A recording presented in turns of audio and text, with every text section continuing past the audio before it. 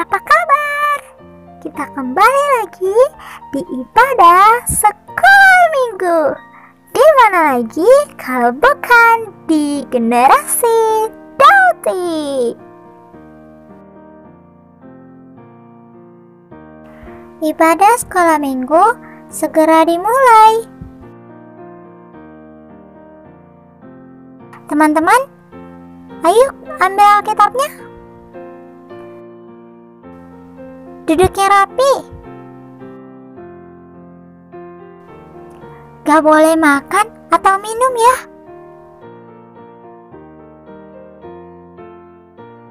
Gak boleh ngomong-ngomong. Gak boleh jalan-jalan. Kita harus hormat kepada Tuhan. Selamat mengikuti ibadah. Halo adik-adik semua, apa kabarnya? Semoga dimanapun kita berada, semua dalam keadaan sehat dan semangat ya. Wah, senang sekali hari ini kita kembali beribadah di ibadah sekolah minggu dalam Generasi Dauti. Mari kita memuji Tuhan dengan judul lagu Hari Ini Harinya Tuhan.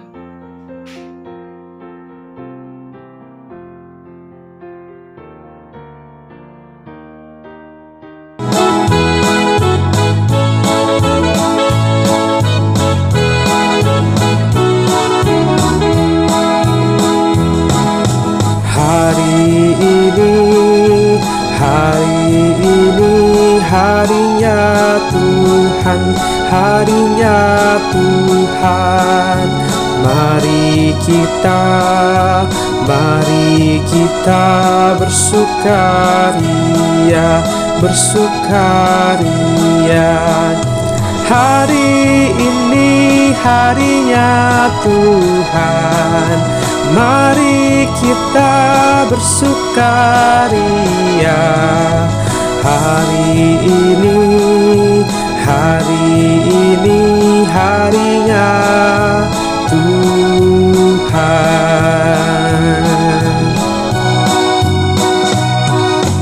Hari ini harinya Tuhan, harinya Tuhan. Mari kita bersukaria, bersukaria. Hari ini harinya Tuhan. Mari kita bersukaria. Hari ini harinya Tuhan.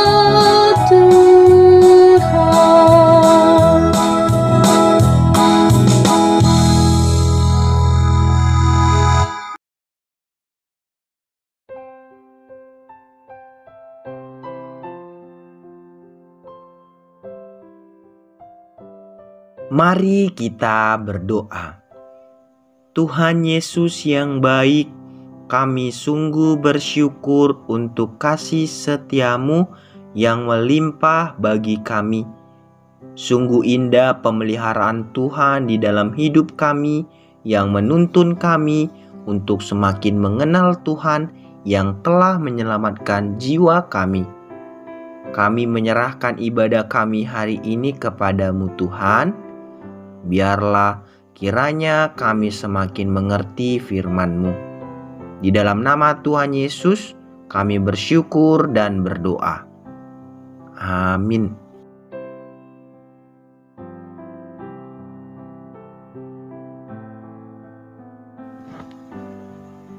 Adik-adik, ada seorang bapak bernama Pak Muki yang sedang menyaksikan seorang pengamen yang sedang bernyanyi dengan sangat baik. Bapak ini sangat menikmati lagu yang dinyanyikan pengamen itu. Dan setelah selesai bernyanyi, Pak Muki memberikan uang sebanyak 20.000. Besoknya, Pak Muki melihat kembali sebuah tangan yang terulur di depan pintu rumahnya meminta uang. Tanpa bernyanyi dengan sangat indah, Pak Muki memberikan 100.000 untuk tangan yang terulur itu. Kenapa Pak Muki langsung memberikan uang sebanyak itu? Karena ternyata tangan yang terulur itu adalah tangan putrinya yang sedang minta uang sebelum ia berangkat sekolah. Ada perbedaan di mata Pak Muki antara seorang pengamen dengan seorang putrinya. Mengapa? Karena pengamen ini adalah orang asing yang tidak dikenal. Sementara putrinya itu adalah anak kesayangannya. Wah, apa maksud cerita ini bagi kita? Maksudnya adalah seringkali kita berpikir dengan apa yang kita kerjakan barulah kita memperoleh sesuatu yang baik. Namun sesungguhnya sesuatu yang baik itu hanya dapat kita peroleh oleh anugerah atau pemberian. Bukan karena pekerjaan kita. Menjadi orang asing di hadapan Tuhan dengan segala karya-karyanya hanya akan melelahkan. Tetapi menjadi anak kesayangan dari Allah akan membuat kita memperoleh apa yang sudah dipersiapkan Allah dengan sempurna.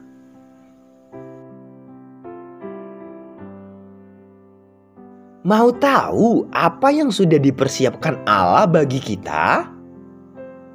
Ayo kita buka Alkitab dari Roma pasal 5 ayat 12 sampai 21. Kita baca bersama-sama ayat 18 sampai 19. Demikian firman Tuhan. Sebab itu sama seperti oleh satu pelanggaran semua orang beroleh penghukuman. Demikian pula oleh satu perbuatan kebenaran semua orang beroleh pembenaran untuk hidup. Jadi sama seperti oleh ketidaktaatan satu orang, semua orang telah menjadi orang berdosa. Demikian pula oleh ketaatan satu orang, semua orang menjadi orang benar.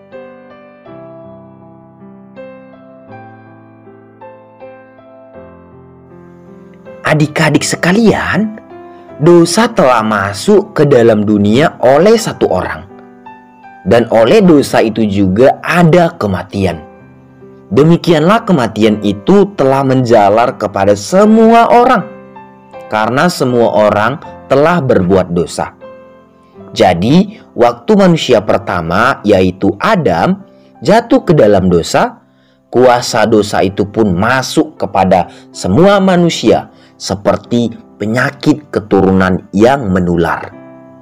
Oleh sebab itulah, semua orang pasti mati, karena semua orang berdosa. Kuasa dosa itu memang sudah ada di dalam dunia ini sebelum manusia mendengar hukum Taurat. Tetapi Allah tidak memperhitungkan dosa sebagai pelanggaran kalau manusia belum mendengar ajaran yang ada di dalam hukum Taurat. Namun, meskipun zaman dahulu dosa tidak diperhitungkan, tetapi akibat dosa Adam, semua manusia sejak Adam sampai zaman Musa mengalami kematian. Walaupun pada zaman itu manusia tidak melanggar perintah apapun yang langsung diberikan dari Allah seperti yang Adam lakukan. Tetapi manusia tetap tidak bisa lepas dari kematian. sehingga dapat dikatakan semua kita yang sudah berdosa selayaknya mengalami kematian. Namun dalam firman Tuhan yang sudah kita baca ini dikatakan bahwa ada tindakan Kristus untuk memberikan jalan keluar dari kematian akibat dosa ini. Dan tindakan Kristus ini tidaklah sebanding dengan perbuatan Adam. Perbuatan Adam dan tindakan Kristus sungguh sangat jauh berbeda. Akibat pelanggaran Adam, semua manusia mewarisi kematian. Sebaliknya, akibat pengorbanan Kristus Yesus, semua orang bisa dibenarkan di hadapan Allah dan menerima hidup kekal. Hal itu membuktikan kebaikan hati Allah yang amat luar biasa.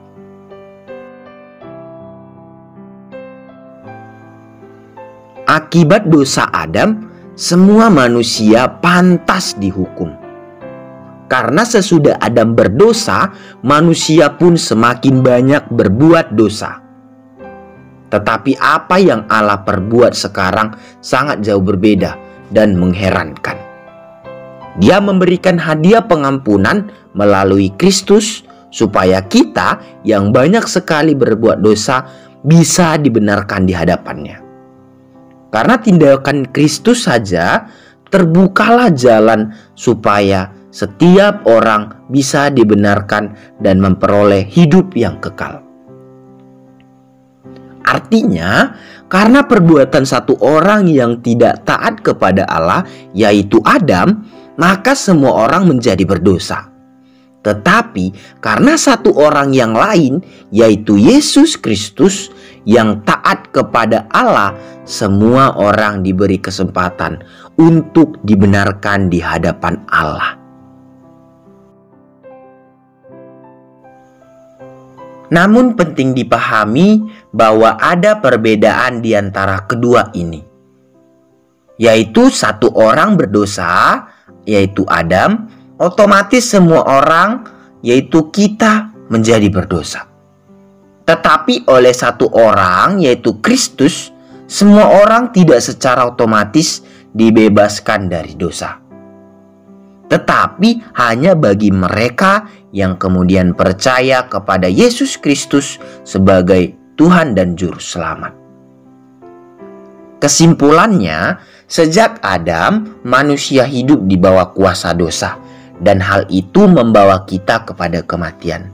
Namun, sekarang kebaikan hati Allah berkuasa atas kita. Dengan demikian, kita dibenarkan di hadapannya dan diberi hidup yang kekal melalui pengorbanan Kristus Yesus, penguasa kita. Maukah adik-adik dibenarkan di hadapan Allah? Dibenarkan di hadapan Allah bukan karena melakukan hukum Taurat, tetapi hanya karena kebaikan hati Allah yang sudah dinyatakan di dalam Yesus Kristus.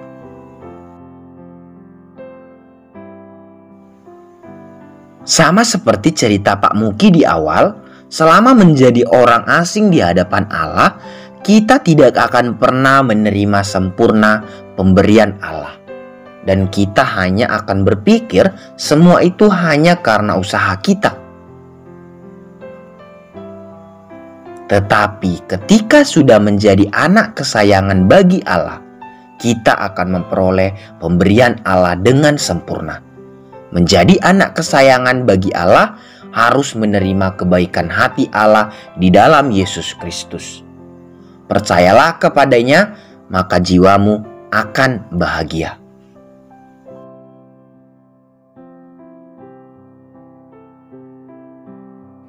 Ayat hafalan diambil dari Kolose 1 ayat 14. Di dalam Dia kita memiliki penebusan kita, yaitu pengampunan dosa. Ayat hafalan diambil dari Kolose 1 ayat 14. Di dalam Dia kita memiliki penebusan kita, yaitu pengampunan dosa.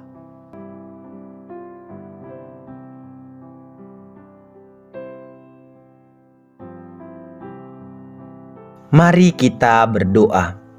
Tuhan Yesus yang baik, kami sungguh bersyukur atas anugerah-Mu yang menyelamatkan kami dari penghukuman. Biarlah kiranya kami percaya kepada-Mu dan dibenarkan di hadapan-Mu. Di dalam nama Tuhan Yesus, kami bersyukur dan berdoa. Amin.